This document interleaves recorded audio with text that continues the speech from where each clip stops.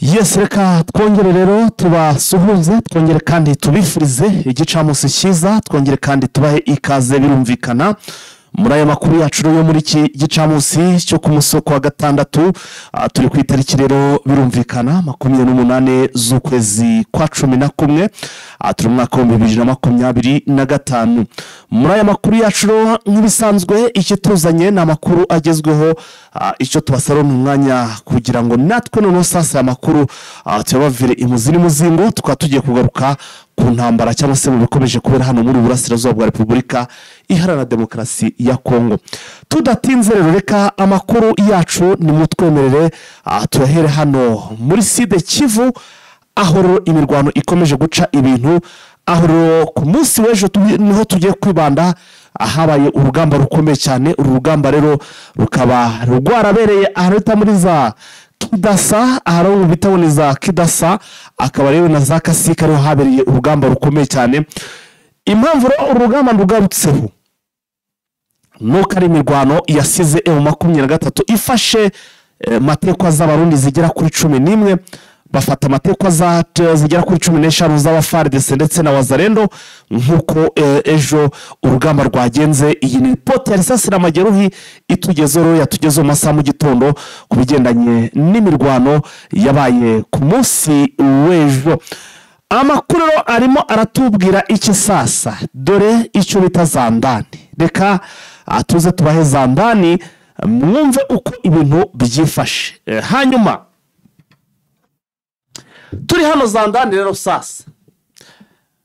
dufite amakuru dukura hano ku ngabo ziri kurwana ku butegetsi bwa Kinshasa, aho umugaba mukuru w'igisirikare cya Repubulika Iharanira Demokarasi ya Kongo yamaze no gusaba ko izi ngabo z'abarundi zigomba guhabwa icyitwa prime ku rwego rwo hejuru, ndetse uredi ngo akaba byanamaze gukorwa ndetse no kwitabwaho mu buryo bukomeye cyane, ngo nyuma y'uko ziri kwitwara neza ku rugamba bahanganyemo na M23. Amakuru atugeraho nuko izi ngabo ngo mu rugamba rwabaye ku munsi w'ejo zahagaritse bikomeye cyane, ngo ibitero bya M23 byari bigamije kwinjira muri centre ya Mwenga. Nyuma y'uko izi ngabo zihagaze neza ku mirongo y'urugamba zigasubiza inyuma ibitero cyangwa se zikazibira M23 kwinjira muri uyu mujyi wa Mwenga cyangwa se kwavansa kugira ngo wawinjiremo, byatumye rero mu by'ukuri FARDC cyangwa se umuvugizi cyangwa umugaba mukuru w'igisirikare cya Repubulika ya Demokarasi ya Kongo FARDC yishima cyane, ahita ategeka ko izi ngabo z'abarundi zihabwa icyitwa ishimwe cyangwa se zitabwaho cyane, zimotiva kugira ngo zikomeze kwitwara neza ku mirongo y'urugamba. Ubu tuvugana rero motivation ibyo izi ngabo z'abarundi zamaze guhabwa. Amakuru atugeraho aravuga ko izi ngabo z'abarundi zahawe ikintu bita botesha ndetse n'amasogisi. Buri musirikare uri hano kuri front line muri Kivu y'Amajyepfo, yewe na Kivu y'Amajyaruguru witwa ngo n'umurundi, ubu tuvugana kuri konte basanzwe bahemberwaho, hakaba haragezeho amadolari agera ku 100 ku bari kure, ariko ku bari hafi donc bari hano muri Kivu y'Amajyepfo aya mafaranga ngo bayajyaniwe cyangwa se bayashyikirijwe mu ntoki. Upfa kuba uri hano uri mu ntambara cyangwa se uri kurwana hano muri Burasirazuba bwa Repubulika ya Demokarasi ya Kongo, ndetse ubu tuvugana nyuma y'uko bitwaye neza ibyo kurya ubundi ngo bari basanzwe bateka byari ibintu byabagoraga mu rugamba. Ubu tuvugana nabo amakamyo arenga 3 yamaze kuba azana ibyo kurya mu by'ukuri byo mu bikopo, ndetse ibi byo kurya byaje bizanye nyine birumvikana n'ibindi bikoresho, bivuze ngo igisirikare cy'u Burundi ntago kiri buze kongera kwiteza cyangwa se guteka bitewe nuko kitaho. Reka twamaze tugaruke nandi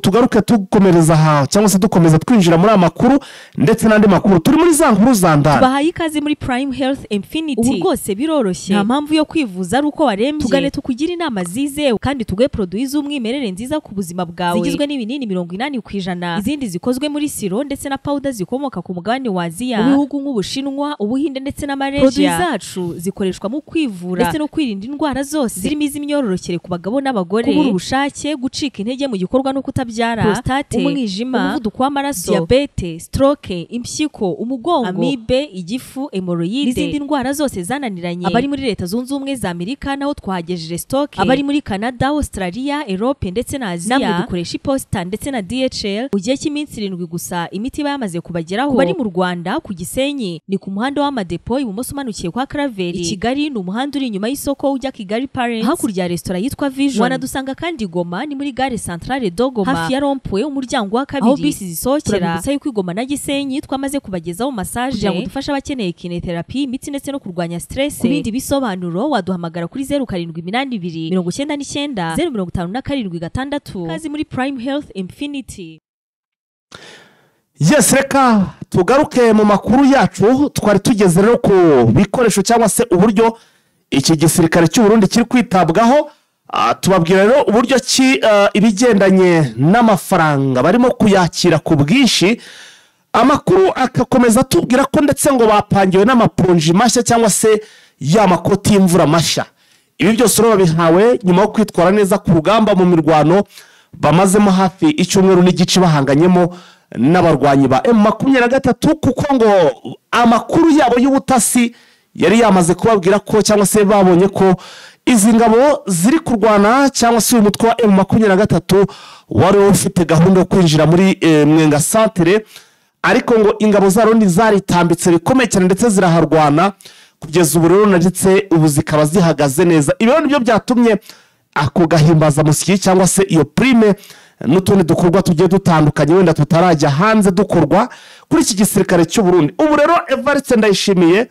ndetse na Prime Niyongabo bakaba bari kuvuna umuseke bakongezwa undi nyuma rero yuko izi ngabo zabo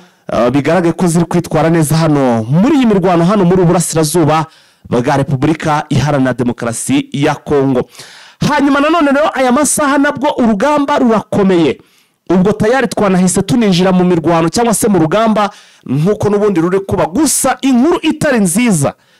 nuko nubwo bari kurwana bihagazeho muri iyi mirwano nari maze kubabwira ko matekwa zigera kuri 11 b'abarundi bamaze gucakirwa, ndetse n'urugamba ruri kugaragaramo udushya tugiye dutandukanye, ariko tukaba turi kugaragara cyangwa se turi gukorwa ku ruhande rw'izi ngabo ziri kurwana ku butegetsi bw'Kinshasa. Nk'ubu ejo amakuru atugeraho hari imbunda yahawe mu by'ukuri iki gisirikare cy'u Burundi irasa mu ntera ndende, mu by'ukuri bayijyana kuri frontiere cyangwa se ku mirongo y'urugamba, ariko iyi mbunda basanze mu by'ukuri ngo uwari ugomba kuyirashisha wagombaga kuba ari we uyigenga. Bari bizeye umu expert cyangwa se umuhanga kurasa iyi mbunda. Mu by'ukuri basanze uyu mugabo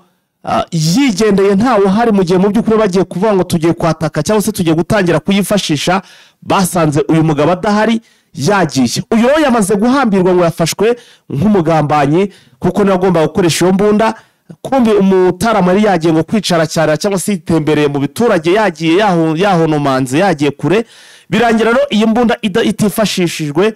Iyi mbunda rero niyo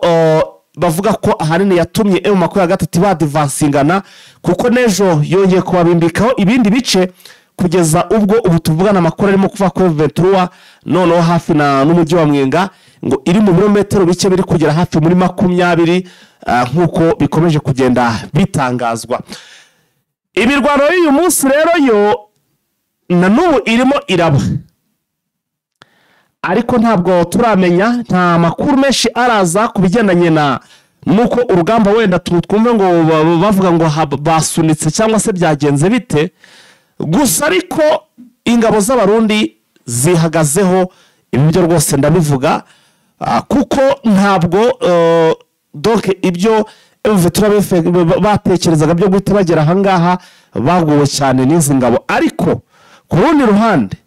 n'urugamba ruri kwifashishwamo indege zitagira abapilote ndetse na Sukhoi, kuko barakubwira ko ngo izi ndege ziri kurasa cyane mu kirere, nizo ziri kurasa, ariko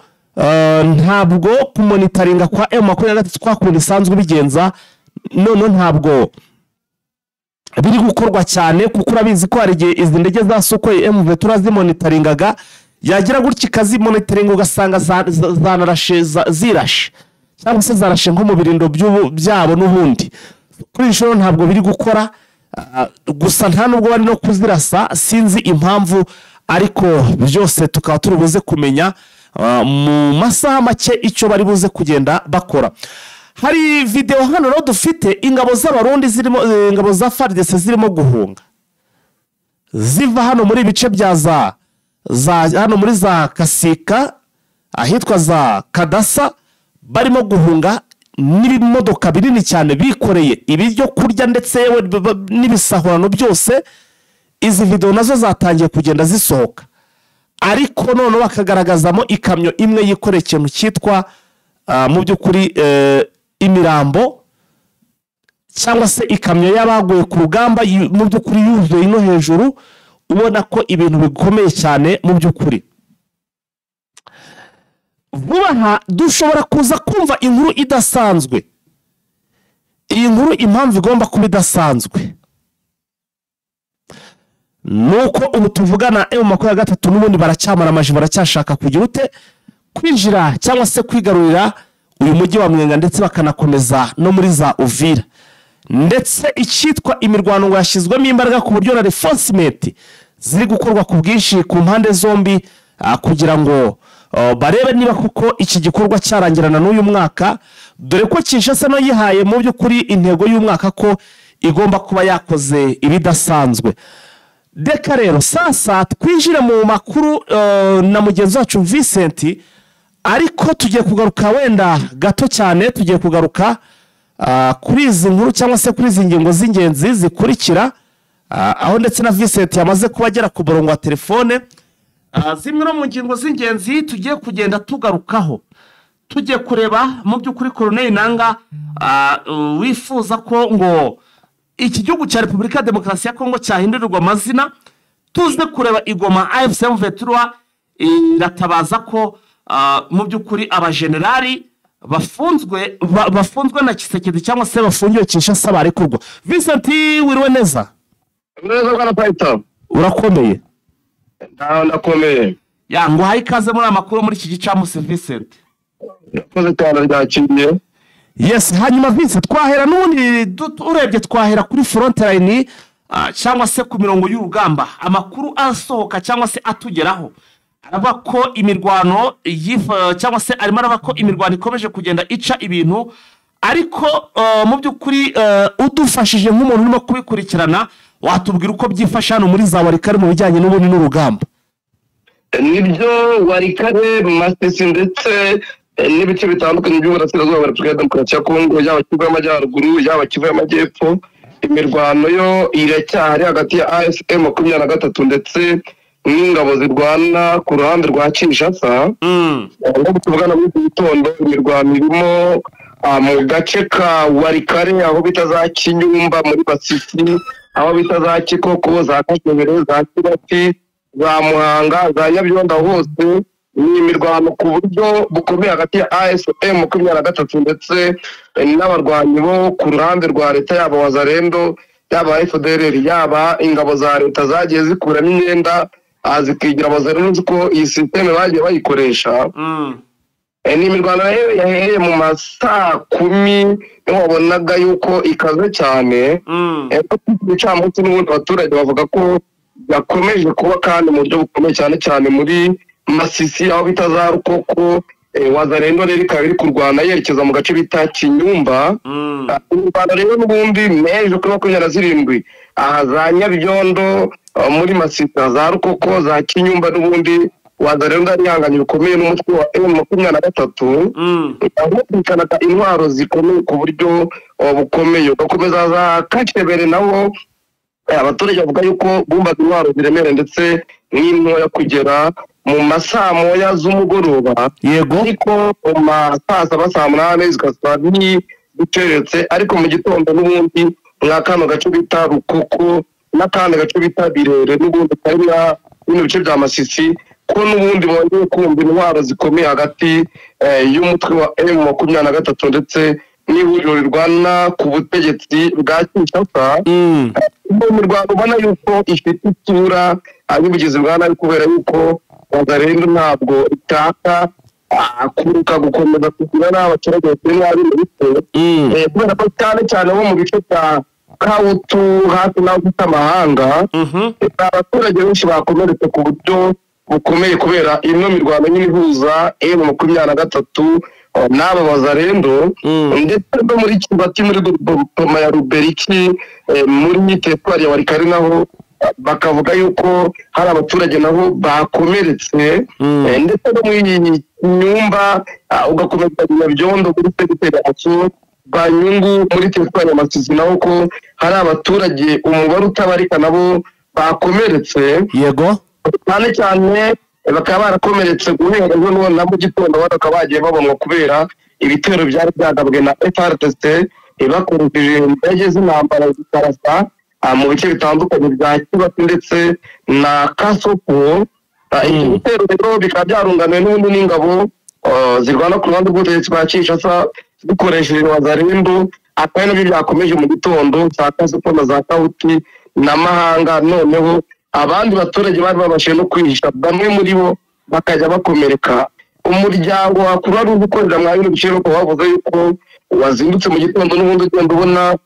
bamwe mu baturage b'abasivile baguye bari birambo ubona bakomeretse ku buryo bukomeye no bakomeretse ku buryo bworoheje ndetse hari n'abandi bakomeretse mu masaha ya saa 2 kugera mu masaha 3 nabo bari kujya bajyanwa ku masantere de santé atandukanye kugira ngo barebe yuko babasha kubona ubuvuzi. Ariko sosiyete sivile mwaka na gace kavuga yuko na bo babona abaturage benshi bahunze kubera umutekano mukeya bari mu bihuru bakaba bahamagarira ubuyobozi bwa ASM 23 ko bwagira icyo gukora kugira ngo abaturage bongere bagaruke mu byabo noneho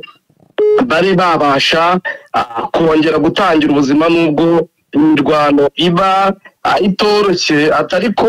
ASM 23 n'undi bari mu kiganiro n'abanyamakuru bakaba baravuze ko bashimira abaturage ba Masisi yuko batagize ubwoba ngo babone ibitero leta iri kugaba muri Masisi bahunge n'ubundi ntabwo bahunga bajye barahunga ubundi bakaba nta bino bice byegereye Masisi za Nyabyondo za Mweso nibajye kuri n'ubundi n'ingo zabo ari nayo mpamvu ubona abenshi muri bo bagira bagakomereka kubera amabombe ndetse n'amasasu agenda arapfa mu bitandukanye.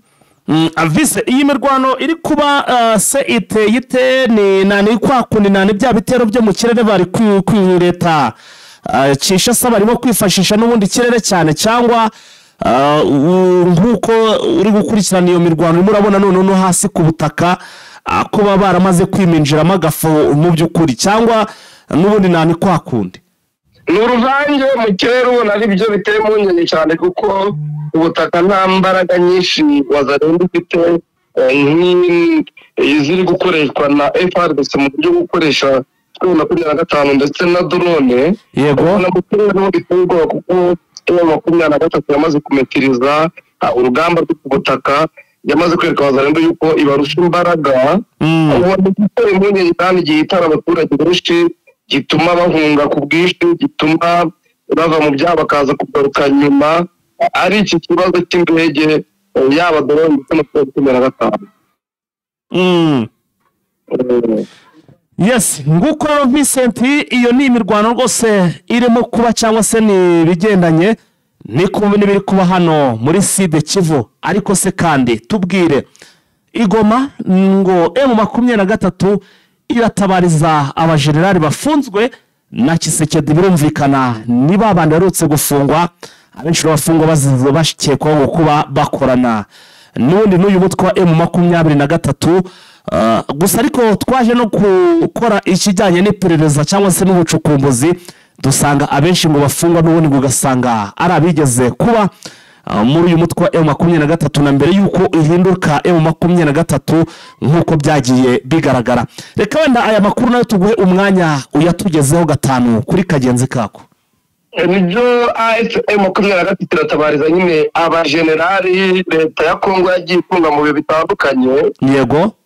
Colonel akaba ko ari ikimenyetso cyo kugira ngo batabarize abangaba barengana badasize n'abasirikare ndetse na bamwe mu bakadre ba M23 nabo bakagenda bavuga mu bitandukanye bavuga yuko abo bantu bagiye bafungwa barengana bamwe bagafungwa kuko bafitanye amasano n'icyahoze ari RCD nk'uko wari ubivuze n'ubundi M23 taravuga ari icyo bita RCD haza ku icyo bita CNDP abo bose rero bamwe bajya muri gisirikare ari cyo cyaje kubyara FARDC bakoze icyo bita brassage na mixage abo rero nibo bagenda bahekwaho bamwe na bamwe bakekwa bafungwa bamwe bakafungirwa mu ngo zabo abandi bakajyanwa muri Demiap bakajyanwa muri gereza ya Ndoro abandi bakajyanwa muri gereza ya Makara none abandi bagiye bafatwa kubera yuko babaje mu gisirikare kandi ari abasirikare bakuru bari mu mutwe urinda Kabila mu gihe Kabila yamaze gutwara Tshisekedi abo nabo bagiye bafatwa ko baba bavugana mu bitandukanye kugira ngo AFM 23 zo gufata ibintu bitandukanye abandi nabo bagira muri kunyarwa baje kongera gufatwa baranafungwa mu gihe Masunzu nawe yari amaze gufatwa cyekwaho ibyaha by'ubugambanyi bamukinja ko yagize uruhare mu gufata ibice bitandukanye muri burasirazuba bwa Kongo bifatwa na AFM 23 abo bose rero AFM 23 ikabafata nk'inzirakarengane zizira ko bahanganye n'ubutegetsi bwa Kinshasa bagafungwa mu bitandukanye kandi n'amatangazo agenda agaragara atangwa n'abazarendo bakaba bavuga yuko n'ubundi bazagumya gufunga abantu benshi kuko urukoze rwagaragaye nk'abagenerali bagera muri 200 ndetse n'abaofisiye batandukanye bivuga yuko n'abashobora gufunga kubera ko bafite uruhare mu ifatwa ry'ibice bitandukanye babishimwa n'ubutegetsi bwa Kinshasa cyane cyane ariko bakaba babita yuko ari abantu ba hafi ba Joseph Kabila kandi ukaba ko Joseph Kabila ari Stombambike wa AFM 23 muri Corneille Nangaa waragareye komite y'igihugu y'amatora mu gihe cy'ubutegetsi abo bose rero AFC kabatabariza yuko bakwiye kuburana mu buryo bufatika bakarekurwa ababuranye nyine bafite ubujurire abataraburana bakarekurwa nta gisabwe abandi nabo babyifungiye mu ngo zabo bakabarekura bagahabwa uburenganzira bwo kwidegembya kuko icyo bazira n'ibintu bidafatika kuko baravuga bati niba Tshisekedi kwitaga umutwe w'iterabwoba ariko ubu twakiri kuganirirwa ahubwo niba bagakwiye kuba abibazwa mbere yuko abo basirikare bagapfa kuko niba yemera kohereza intumwa Doha ukicarana tukaganira tugasinyana declaration de principe tugasinyana accord cadre tugasinyana protocole zitandukanye yagakwiye kuba y'ingambanyi nkuru kurenza abo basirikare ndetse n'abo bandi agenda ashinja yuko bafite uruhare mu gutanga imijyi itandukanye niba baravuze yuko turi babatwetere turi abimosta turi abantu b'ibikono tw'abari aho batariho ariko akemera ko tuganira ni icyerekana yuko twemera ntakwiye kureziza abantu rero ibyiyumviro byabo niba hari n'ababifite by'uko badukunda cyangwa badushyigikira ati itakora mu buryo bwo guhungabanya umutekano wa rubanda ndetse no guhohotera uburenganzira bw'ibanze bw'abaturage nk'uko Colonel Nangaa ndetse n'abandi bari muri AFM 23 bagiye babitangaza. Colonel Nangaa ariko Vincent anarakomeza avuga ko ngo kuri we yifuza ko Repubulika ya Demokarasi ya Kongo yahindurirwa izina. Colonel Nangaa mu byifuzo by'ubundi yaje bigaragaza cyane ko Kongo idakwiye kuba yitwa Kongo mw'ibi bihe idakwiye kuba yitwa Repubulika ya Demokarasi ya Kongo ahubwo ikwiye kuba ihindurirwa izina akabigaragaza avuga byinshi bitandukanye atanga n'ibimenyetso uretse ko agitangira kuyobora n'ibiro bya AFM 23 nyine birwanya ubutegetsi bwa Repubulika ya Demokarasi ya Kongo yuko Nangaa iyo bero yagaragaje kenshi ko yifuza ko imiyoborere y'iki gihugu yahinduka ndetse n'izina ry'iki gihugu rikaba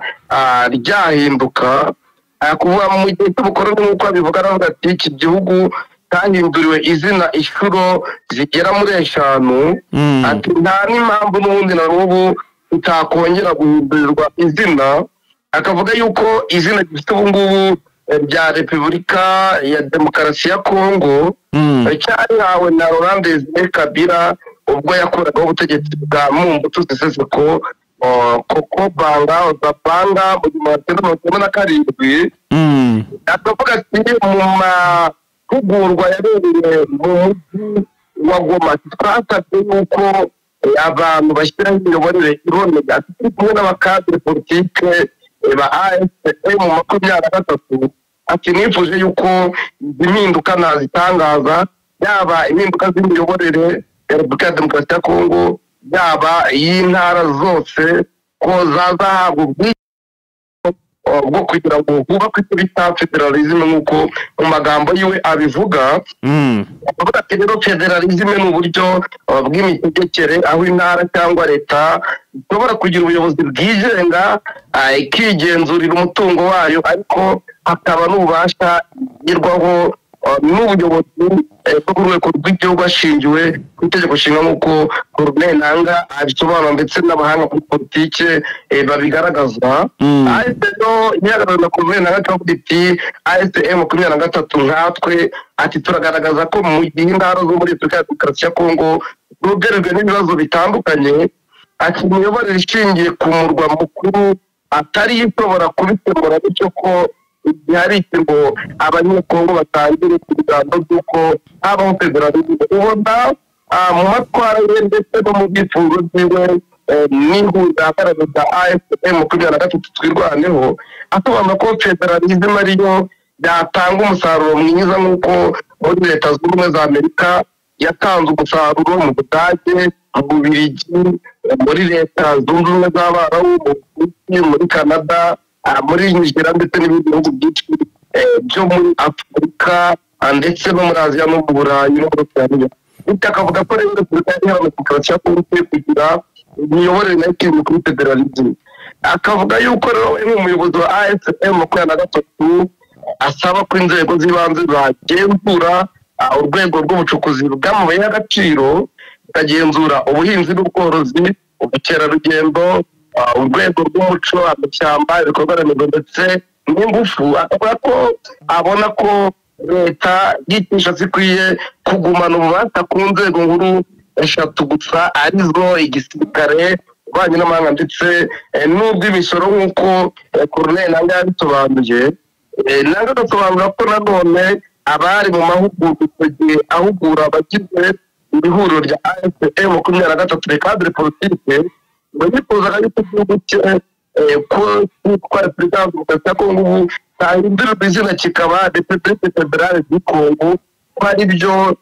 byatanga isura nziza ndetse byabageza no ku miyoborere ati nibwo rwego rwiza rwo kubahiriza imiyoborere ya federalisme baravuga ati icyerekezo cyacu n'ihuriro ni uko icyitwa Repubulika Iharanira Demokarasi ya Kongo cyangwa abo nk'uko babyivugira bakora Repubulika ya Demokarasi ya Kongo ngo uyu munsi tugomba guhindurirwa izina kikaba Repubulika ya Federalisme ya Kongo akavuga ko kandi nta bwoba batewemo kubivuga kuko ariyo mahitamo n'icyerekezo cya AFM 23 umuyobozi rero wa AFM 23 akavuga ko ibindi babibona ko ari byo ihuriro ryabo riharanira kandi rirwanira amanywa n'ijoro akavuga yuko Kongo abona yuko iramutse igiye federalisme abanyekongo bose bagerwaho n'umusaruro w'aho batuye amabuye y'agaciro akabagirira akamaro bitandukanye n'uko bimeze ubu kuko itishaza bonyine aribo baryamira abaturage mu ntara zose bakarya ibibonetse byose akavuga ati none Kivu bafite zahabu ariko ntibabasha kumenya agaciro ka zahabu kuko nta mihanda bagira nta mashuri meza bagira nta bitaro bagira nta mazi meza bagira nta bikorwa remezo by'ibanze bagira ku buryo byabafasha kugera ku cyo bifuza nta soko tugira ryiza wajya mu mujyi wa Goma wajya Bukavu wajya za Uvira genzura n'ubutegetsi bwa Kinshasa wajya za Bunagana hose hari amabuye y'agaciro ariko ayo mabuye y'agaciro ntacyo amarira abaturage ahubwo yagiye amarira akamara abayobozi harimo Tshisekedi ndetse n'abandi bagiye bayobora guhera kuri Mobutu kugera kuri Tshisekedi ariko abaturage bo bagakomeza kwitwa n'inzara kandi bafite amabuye y'agaciro bafite n'ibindi byinshi babyaza umusaruro ku buryo byabagira akamaro akagaragaza ko federalisme ariyo yatuma intara zitera imbere ndetse n'abaturage bakazamukira rimwe bashingiye ubukungu bafite mu gihugu cyabo. gusa ariko vise nubwo ibi byose biri kuba yaba imirwano n'iki byose umuvugizi w'iki gihugu cya Repubulika ya Demokarasi ya Kongo akaba na minisitiri w'itangazamakuru ni Patrick Muyaya wara iyi ntambara iri kuba muri uburasirazuba bwa Repubulika ya Demokarasi ya Kongo yayise ngo kari akantu gatoto cyane vuga ngo ni akantu gato cyane. Yavuze yuko ngo ari akantu gato nyine nk'uko Muyaya yabivuze iki ntambara yibera mu burasirazuba bwa Kongo ari akantu gato ku gihugu. Muyaya bivuze ko ari umuvugizi wa guverinoma ya Repubulika ya Demokarasi ya Kongo nyine cyane iyo avuga ku bibera mu burasirazuba bwa Repubulika ya Demokarasi ya Kongo ubona yuko kenshi na kenshi akunda kwitongora ku bafite ibibazo by'abakuwe mu byabo n'intambara ku bafunze ndetse n'abandi. N'ubundi rero yagaragaje yuko umutekano wo mu burasirazuba bwa Repubulika ya Demokarasi ya Kongo umaze imyaka myinshi warashegeshwe n'intambara z'urudata cyane nitwe twaje intwaro ibarirwa mu magana. Ntacyo bibwiye iki gihugu ko hagaragaza nk'ahantu hato. Iki kibazo urabona ko mu bihe bitandukanye cyagiye gifata intera ikomeye ariko cyafashe intera ndende cyane guhera mu gusigurira makumyabiri n'uko abarwanyi b'umutwe wa M23 bafataga intwaro basobanura ko Perezida Tshisekedi yanze kubahiriza isezerano bagiranye ryo kwifatanya mu kugarura amahoro. Rero wagaragaza ko iyi mirwano nta kibuze kuko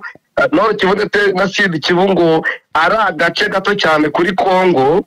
Ubona rero watagaciro ibi bice avuga yuko biramutse binagiye Kongo itabihonye. Mu biganiro bya Muyaya rero yagiye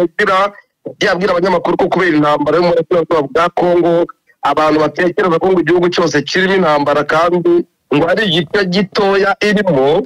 Mu magambo ye akavuga ati iyo bigeze ku mahoro atusisha koroshya ikibazo turi guhura nacyo ati kubera ko twese tugiraho ingaruka ariko n'ijanisha ringana iki kuri kilometero kare miliyoni 2,343,410 ati burasirazuba bwa Repubulika ya Demokarasi ya Kongo ubundi ni akantu kangana Nord Kivu na Sud Kivu.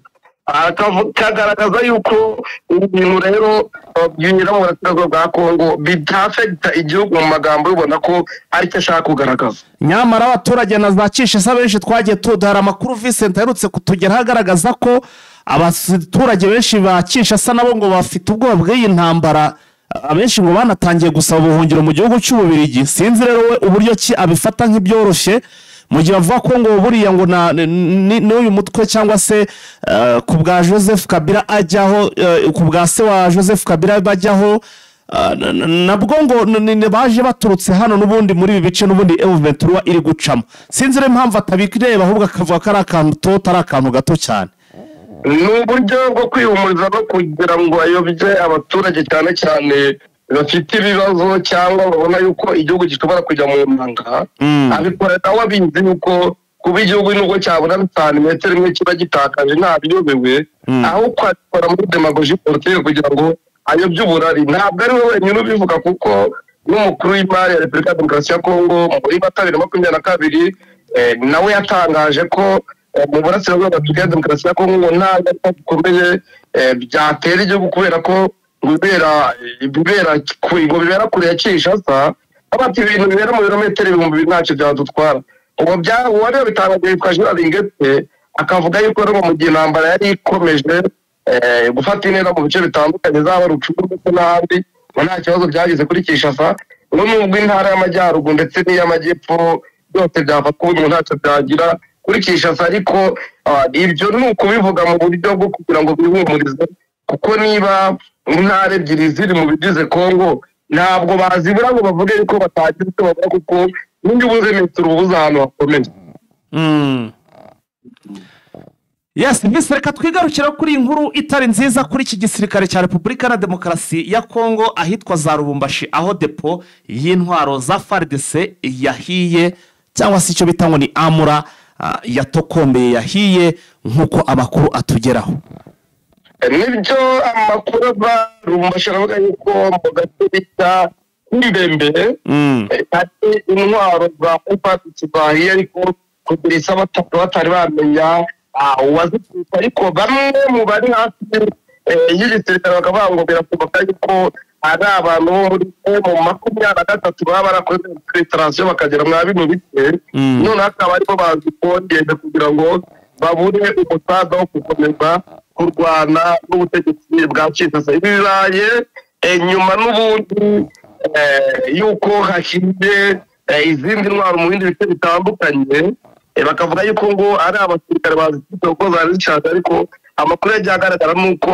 ari abantu bazifite batifuza yuko iyi ntambara ikomeza. Ibi n'ubundi bibaye mu gihe za Rwombashi ejo mu masabu ya Moise Katumbi yari haza izindi ntwaro na Tobonde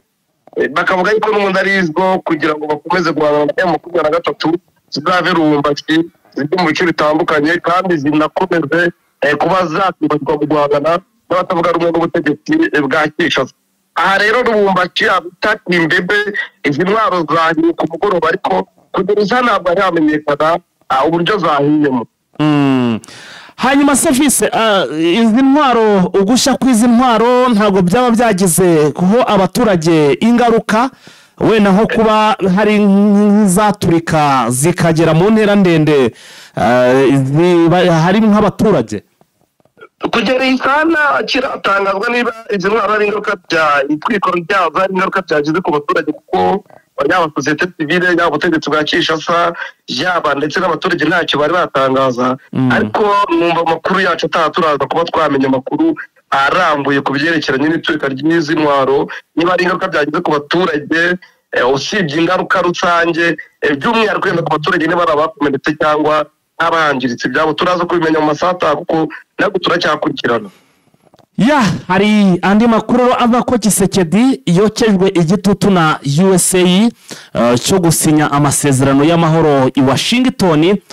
kuwa tariki 4 z'ukwezi kwa 12 2025. Ibyaya makuru cyangwa se iby'iki gitutu gikomeje kotswa Tshisekedi biteye bite Vincent ese ko iki adashaka gusinya aya masezerano? Mu makuru yacu y'ubushize twavuze dushingiye ku kiganiro cyatanzwe na ANCM 23 ku byerekeranye n'ubutabazi uriko ko twabwiye abakunzi bacu ko Lawrence Kanyuka yatangaje ibyavuzwe na Minisitiri w'Ububanyi n'Amahanga Kayigamba Wagner Kweza avuga yuko basinye amasezerano ya Doha kubera igitutu bashyizweho na Leta Zunze za Amerika ndetse akaba baragiye banagaragaza mu bitandukanye yuko aya masezerano ya Washington kuyubahirizwa bizava mu mbaraga. Ibi nibyo rero byatumye n'ubundi bamwe mu bari hafi ya Trump bavuga yuko ngo yaba yarakize igitutu kuri Leta Zunze za Amerika ngo ikoresha abadiplomate babo noneho bashyira igitutu kuri Tshisekedi kujya gusinya amasezerano y'amahoro hagati yiwe n'u Rwanda. Amakuru dukesha African Intelligence nk'uko yabyanditse muri iki gitondo avuga ko aya masezerano biteganyijwe yuko agomba gusinywa ku itariki z'ukwezi kwa 12 hagati ya Perezida wa Repubulika y'u Rwanda Paul Kagame ndetse na Perezida wa RDC Tshisekedi. Ukavuga yuko rero ko azajya kuyasinya ariko atabishaka kubera igitutu cya Leta Zunze za Amerika akaba ariyo mpamvu azajyayo. Ntabwo leta iragira icyo bivugaho yaba Leta y'u Rwanda cyangwa Leta ya Kongo kuko aya masezerano niba ari ugusinywa ku buryo Kongo yabakizweho igitutu ariko ejo mu kiganiro n'itangazamakuru Perezida Paul Kagame yavuze yuko mu minsi ya vuba bari buze gusinya aya masezerano ku kibazo yarabajijwe n'umunyamakuru Kenisi avuga yuko biteze yuko mu minsi iza azakirwa mu koma ariko ntiyagaragaza igihe nyirizina. Mu bihe bitandukanye kandi byagiye bigaragazwa yuko bidatinze Kagame ndetse na Tshisekedi bazahurira Washington kugira ngo ano masezerano ubundi yasinywe akemezwa n'inteko ishinga amategeko y'u Rwanda n'ubwo Kongo n'inteko amategeko ya Itali yayemeza ko bazashyiraho umukono n'abakuru b'ibihugu bidatinze. Byashoboka rero ko ibi byatangajwe n'iki kinyamakuru African Intelligence ko ku itariki ariho bazahurira Washington. Byashoboka ko bishobora kuba kuko yaba u Rwanda yaba Kongo bivuga yuko bidatinze bazahura n'ubwo nta tariki nyirizina bo bivugira cyangwa Leta Zunze za Amerika bazari zavuga keretse ibivuga mu binyamakuru bitandukanye ndetse no mu mbuga nkoranyambaga zitandukanye ariho bagaragaza ko iyi tariki ishobora kuzaba niyo ihuza abagabo bombi bagashyira umukono kuri aya masezerano. Ariko vise twanabonye muya yavuga ko igiye mu burasirazuba hakiri kubera intambara mu burasirazuba bwa Kongo ngo mu by'ukuri ngo batazigera basinya bitewe nuko bakomeza kugenda bavuga ngo n'ubundi u Rwanda ngo nirwo ruri gushigikira M23. Nicyo kakubwira ko muyayibya avuga nyina bivuga yiyerutsa kuko amagambo ye yagiye avuga mu bitandukanye y'igende yegeranya usanga yivuguruza avuga yuko burasirazuba bwa Kongo buberamo intambara ko batasinya amasezerano y'amahoro kandi akirimo intambara, ikindi akavuga yuko ari akantu gatoya katagira icyo kavuga kuri Kongo. Ibyo byombi biravuguruzanya, ariko ibyo byose bishingiyeho ni nacyo gituma nyine bamwe mu begereye ubutegetsi bwa Kinshasa bagaragaza yuko Amerika yabashyizeho igitutu kugira ngo bazajye kuyatinya byanze bikunze. Kandi urabizi yuko Trump nawe yavuze yuko aya masezerano ya Washington asinywe ku bushake ariko kuyashyira mu bikorwa bizaba imbaraga. Nabyo rero ntabwo wajya kuri ibivugwa n'izi mbuga nkoranyambaga cyangwa ibinyamakuru yuko yabashyirwaho igitutu kugira ajye kuyasinya. Visi hari amakuru avuga ko ngo Union Européenne yaba ihagaritse inkunga yahabwaga muri iki yatangwaga muri iki gihugu cya Tanzania.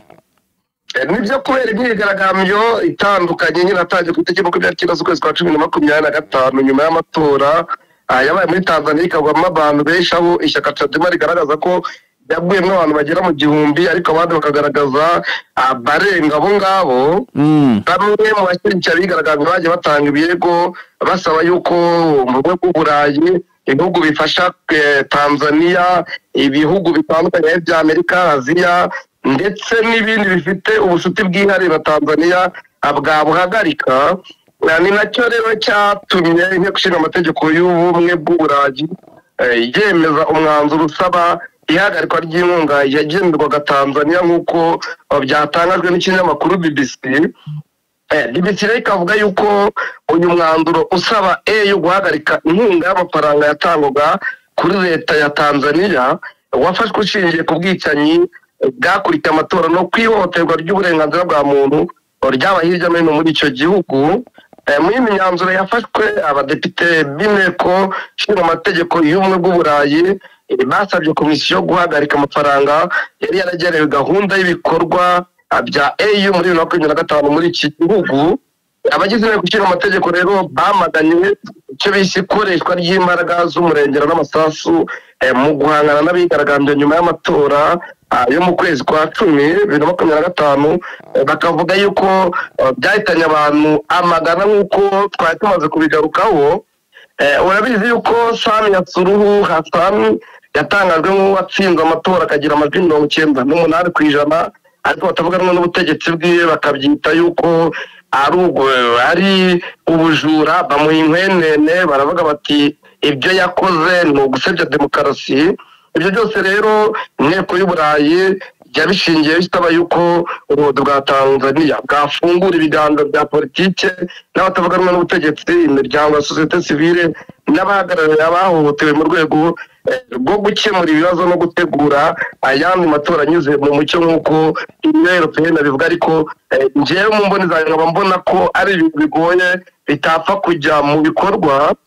Abadepite kandi banenze ifungwa ry'abanyepolitike mu buryo butanyuze mu mucyo nk'uko bagiye babigaragaza, aho bavuzemo Tundu Lissu, umuyobozi w'ishyaka ritavuga rumwe n'ubutegetsi uregwa icyaha cyo guhungabanya umutekano w'igihugu, icyaha giteganya igihano cy'urupfu mu gihe cyaba kimuhamye, ndetse bagasaba yuko ubutegetsi bwa Tanzania bwarekura umuyobozi kubera ko aramutse y'icyo cyaha yahabwa ikintu. Bakaba ati akwiye gukurirwaho ibihano ibyo ari byo byose akaza agakora politike. Bamusabye ko hakorwa iperereza ryigenga kandi ritabogamye ku bwicanyi ndetse bwakozwe mu gihe cy'imyigaragambyo na nyuma yaho abashimutwe n'ababuze irengero bakagaragaza aho bari, iyicarubozo ndetse n'ibindi byaha byagiye bikorwa. Bakaba ko iryo perereza rigomba gukorwa na komisiyo nyafurika ishinzwe ubugenzuzi nk'uko Union Européenne ibivuga. Amashyaka batavuga rumwe n'ubutegetsi nayo muri Tanzania ndetse n'imiryango hari n'uburenganzira bwa muntu ivuga ko inzego z'umutekano zihisha abigaragambya amagana kandi ko zakoze ibintu bishoboka bigaragara yuko ari iyicarubozo byakorewe imirambo y'abapfuye ndetse n'uburyo bashyinguwemo ko bitahesha icyubahiro abo bapfuye. Ubona rero ibintu byagiye bitangazwa ni byinshi uyu muryango wifuza, ariko urundi ruhande ukabona ko Tanzania kuba yabyubahiriza byagorana. Ikindi ni uko leta ya Tanzania nta kiratangaza ku byerekeranye n'umubare nyawo w'abapfuye,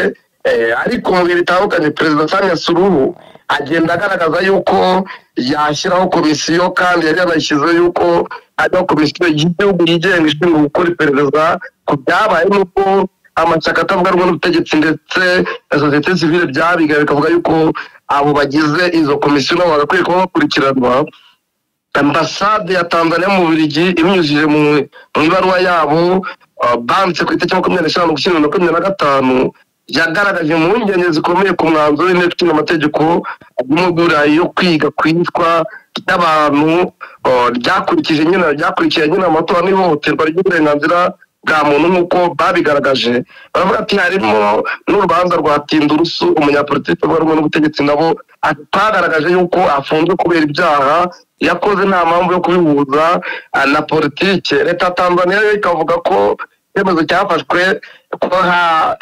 hatabayeho guhabwa umwanya wo gutanga ibisobanuro no kugaragaza ukuri. Ibi bintu rero byikavuga yuko ari binyuranye n'amahame y'ubutabera ndetse n'ibiganiro nk'uko abayobozi ba Tanzania bakavuga ko Tanzania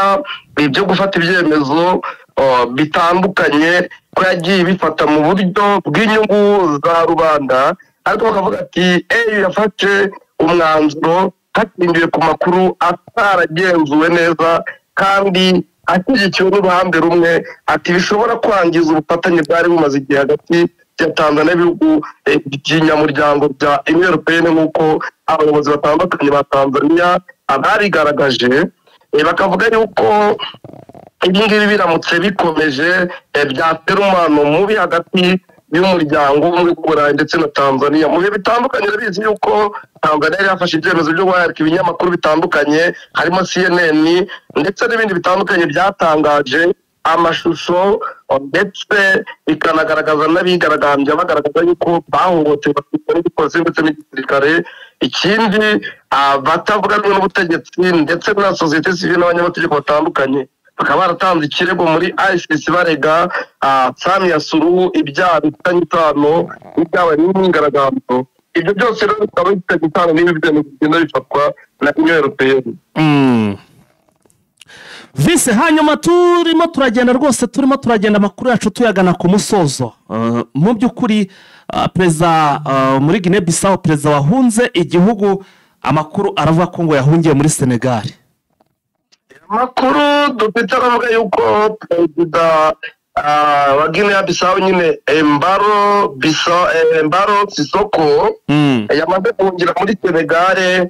nk'uko ibinyamakuru bitandukanye byo mu burengerazuba bwa Afurika bubivuga.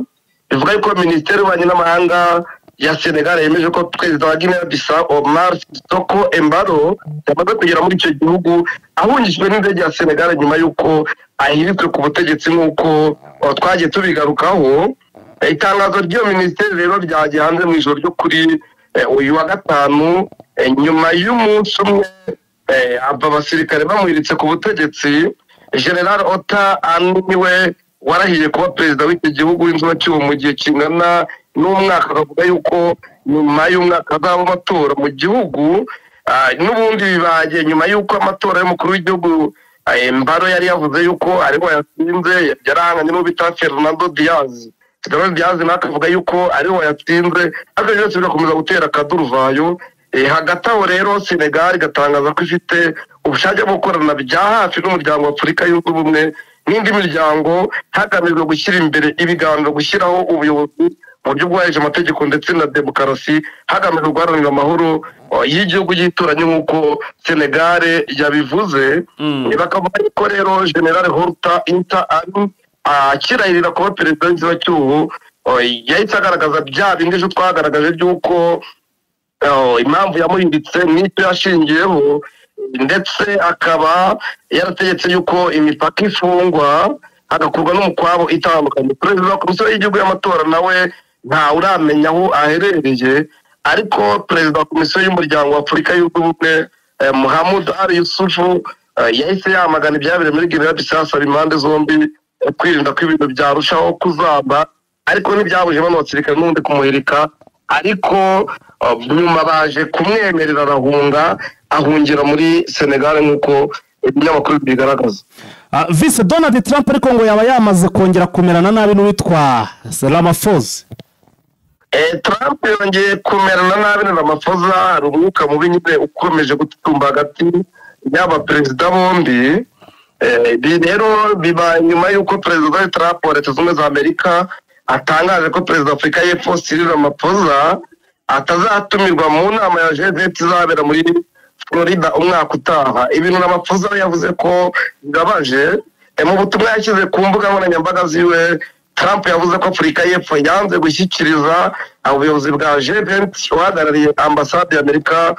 ndetse ngo bamushyigikire mu nama yabereye Johannesburg icyumweru gishize. Ati mwanze kwakira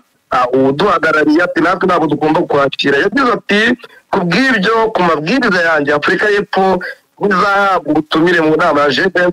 yo muri 2026 izabera mu mujyi ukomeye wa Miami Florida umwaka utaha. Avuga yuko inama ya G20 rero adashobora kuyitabira cyane kubera ibyo yakoze nuko yabifashe n'ibintu bitari bikwiye mu magambo ye. Ariko umuvugizi wa perezida wa Afurika y'Epfo witwa Vincent Mugwenya yavuze ko bidakwiye kwemerwa ku rwego rwo hejuru kubera ko ubuyobozi bwa politiki ko nta kongera gusubiramo umubano hagati y'ibihugu byombi n'ubwo habaye n'ingamba zo kuwusubiza ku murongo inshuro nyinshi ko bidakwiye kwemerwa ko ngo bibona nk'agasuzuguro ibyo yatangaje. Yes, Vice, ubwo rero niba nta zindi update nagushimira cyane tukaza gusubira mu yandi masaha. Twasoreza kuri Bitakwira we yavuze yuko abazareno barimo abasirikare ngo bakomeye, harimo abapolisi bakomeye, harimo abanyabwenge, ariko hakaba harimo urundi ruhande rw'abajura bakomeye bari basanzwe biba inka ndetse n'indi mitungo itandukanye barimo bateza ibibazo. Avuga yuko ngo bibabaje kubona leta iha agaciro umupira w'amaguru ariko ngo ni agaciro kurinda umutekano w'igihugu nk'uko yabivuze. Avuga yuko ibyo Tshisekedi yakoze ejo bundi guha ikipe yabo icyubahiro, ataha icyubahiro igihugu mu gucungira umutekano igihugu yita ku basirikare ndetse n'abandi barwanira igihugu kugira ngo igihugu kibashe kugera ku mutekano usekiye nk'uko yabitangaje. Ikindi ni uko muri Butero guhera 2024 mu kwezi kwa gatatu kugera mu uyu mwaka wa 2025 ADF imaze kwica abantu b'abasivili bagera mu 2350 nk'uko byatangajwe n'umuryango utegamiye kuri leta ukorera muri Bapere. Ikindi bakavuga yuko amashuri agera muri 42 nayo yatewe ndetse ni na centre de santé zigera mu 10 nazo zatewe n'uyu mutwe wa ADF. Numva twasorezanga kuva mu tatu. Vise urakoze cyane, reka manze na updating aba bantu mbabwire kuri iyi nkuru turutse imurenge ivuga ko indege yo mu bwoko bwa Suko yaramutse irasa ndetse nuko bazarendo bace ikiraro. Wenda wona abankurekuye nkabanza nkabaha izi update mbere yuko mu byukuri dusezera. Namakuru atugeze rero muri aka kanya yemeza ko mu byukuri ngo indege yo mu bwoko bwa Sukoyi yongeye kuramuka iri kurasa bikomeye cyane hano muri Kivu y'Amajyepfo. Aha rero ni muri hano imurenge cyangwa se hano muri za Mikenke, muri za Minembwe niho ibyutse iri kurasa. Nkuko amakuru abivuga iyi ndege ngo iri kurasa mu gace bita ngo ni Gakangara, niho rero iyi ndege iramutse imishagiza ibisasu. Ubwo mu byukuri turakomeza gukurikirana turebe iby'iyi ndege ndetse niba nta bahasize ubuzima cyangwa se n'ibikorwa remezo yabashe kuba isenya. Andi makuru aravuga ko mu byukuri Wazarendo nyuma yuko bari guhunga ndetse turikomeje kugenda ibakira muri Sud Kivu mu gace twikitwa ka Karambi, ubu M23 ngo bamaze kuba rwose bagera mu birometero 5 n'umujyi wa Mwenga ndetse bakanavuga ko ngo Wazalendo ngo bahise baca ikiraro aba barwanyi ba Mvetura bakabagaragaye mu kanya gato mu mashusho bari kwirira rwose inanasi aho ngo bategereje icyo gukora kugira ngo ariko iki kiraro cyakongera gutunganywa ari nako kandi ngo bacungira umutekano abaturage bari mu gace bita ngo ni Irangi n'ubundi rero na gace kari hano muri Kivu y'Amajyepfo birumvikana hano muri za Mwenga. Reka tubashimire cyane rero mwe twabanye kuva ku munota wa mbere ukagera ku munota wa nyuma. Tubone rero kubasaba kandi gusubscribinga ndetse kuri mu mutarabikora muna kandi no kunzogera namwe muzajye mubonera makuru ku gihe kubabikoze rero namwe birumvikana nkuko tudahwema kubasaba no gukora like ndetse mukanasharinga ikiganiro ubundi nono amakuru yacu yazajya ahagera mu byukuri mukayabonera ku gihe. Murabizi mu byukuri nta handi wasanga amakuru yizewe ni hano kuri Eugene Official. Ubwo rero turaza gusubira mu yandi masaha namwe mukomeze munogerwe na gahunda zacu muryoherwa n'ibiganiro turimo kugenda tubategurira biri gutegurwa n'itsinda rikomeye cyane. Mwakoze kubana natwe rero Imana ikomeze barinde kandi ibane namwe ciao.